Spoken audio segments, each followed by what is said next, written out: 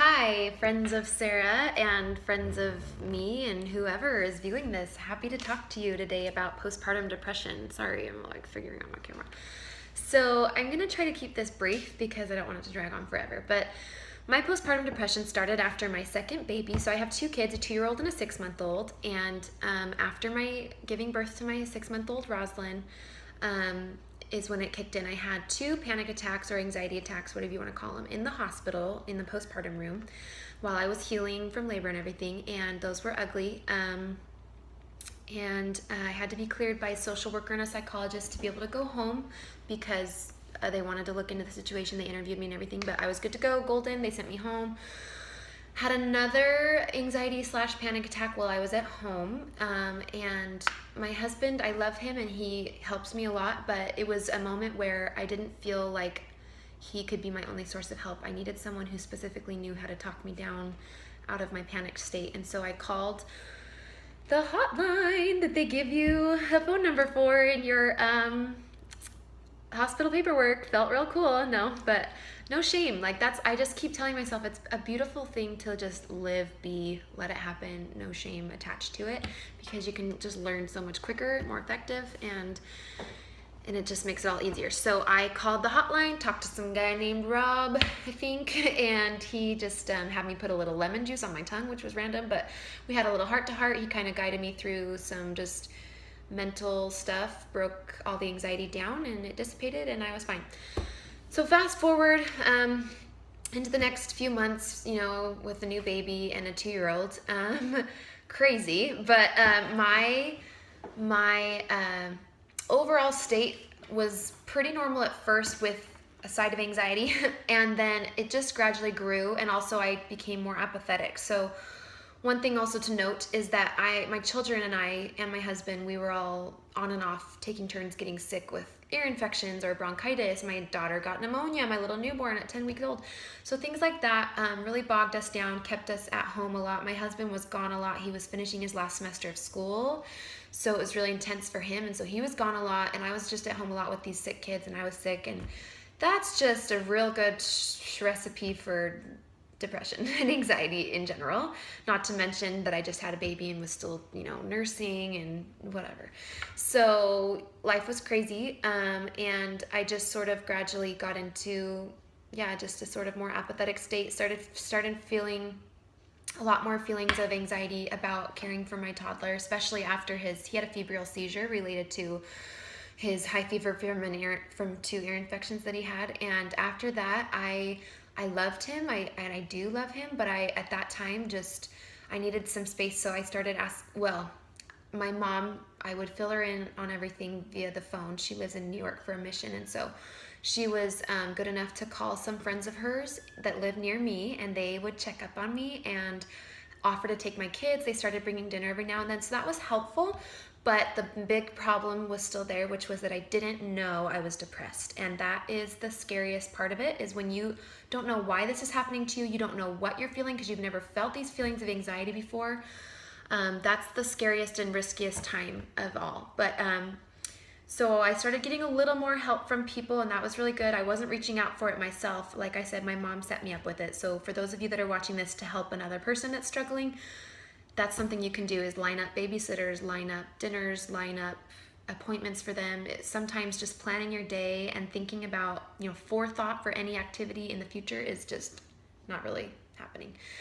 My house was really messy too, so maybe coming over and helping them do some laundry, or if that's something for them that they're struggling with. Anyway, so how did I find out that I was depressed, right? That's the biggest problem you need to solve. So I had a cyst that burst, totally unrelated to depression. A cyst burst, which at the time I didn't know. I just knew I was having some pain in my abdomen and a fever. So I ended up in the ER, and through a series of events, I ended up in front of a urologist who would specialize on like cysts bursting and stuff. And he's like, the symptoms you're telling me about, a cyst really did burst. We know that. We saw the CT scan, whatever. But the things that you're telling me about really seem like it's related more to anxiety and depression. I was constipated. I was like having a hard time calming down constantly. I was not myself. I was emotionally up and down. I was just fried, like mentally and emotionally. And So he recommended that I talk to my OB, which I did, and a dear sweet sister-in-law of mine offered to go to the appointment with me. So there I was at the OB's office in my postpartum checkup. This is about 3 months after having the baby. You know, I'd already been cleared. I'd already done my 6-week checkup. He's like, well, I'll see you again when you want to have another baby, really. And that was what I last saw him. But here I was again in his office. Actually, I opted to see the physician's assistant at my OB's office. She's a woman. My doctor's a male, so I was able to talk to a female about all this. So that was helpful. I would recommend doing that if you can, because she had experienced postpartum depression before and actually was on antidepressants, and so she could tell me really what it felt like to be on them. So that was great. Got into my OB. They wrote me a prescription for Prozac, actually the generic version, which is fluoxetine. So I take 1 pill each day. It's 20 milligrams, which is kind of the starting dosage that they do for women or people that have postpartum depression. So got on it, love it now. The journey from when I first took it to it's supposed to take 6 weeks to kick in, I'm going to tell you a little bit about that. So what it felt like at first was everything felt the same for about the first 2 weeks, besides the fact that I just felt like a little more tired at night. I wanted to go to bed earlier than normal, and it obviously had to do something with the fact that I was nursing a baby and kind of a new baby, but also even then it was just still, I was just a little more tired, but that was fine. So I did that, kept taking it, you know, always did take it. I was being very consistent, and that's important. Take it in the morning. For this particular medication, they recommend taking it in the morning. About week 3 and week 4 on the medication, I would just have more like a few headaches, maybe once a day in the afternoon, and then sometime throughout the day I'd feel a burning sensation right here in the back of my head, and but it wasn't anything really intense. It just was like kind of burny and achy, and it would just come and then go, you know, maybe 20 minutes or so at a time, so, or maybe less, honestly. It didn't seem to really bother me too much. Then after that, I started about week 4 and 5, or maybe even just for about 1 week, around week 5, I'd say, dizziness a little bit. And it was to the point where I could still drive, I could still take care of my kids, I could walk in a straight line. It wasn't anything major, but it is one of the side effects that they do mention, and it doesn't happen to everyone, but for me it was just like, I'd almost feel like maybe there was like a tremor that was just gentle that was starting to happen, but I'd look around mid-conversation with people and I'd be like, no, nobody else is doing anything. I'm just gonna write this one off as side effect from my meds, and it would just go away like really fast. So maybe just 5 or 10 seconds at the most. So dizziness. And then the other only thing is, and this one's probably been the most noticeable, is just not a decreased appetite, but paying less attention to food. And it's not that I don't want to eat. It's just that I have to be a little more proactive about remembering to eat. And I was one to forget to eat before. Like if I was doing a busy morning with both kids and getting them breakfast and getting out the door, like I'd often just forget to eat and grab an apple or grab a cereal bar or whatever. So now it's just, I just have to, like when I feed my kids, I just make sure that I eat too. And it's not that I don't feel hungry or anything, I do, but it's just like that little signal that comes up to your brain and says, hey, your stomach needs more food, it's hungry.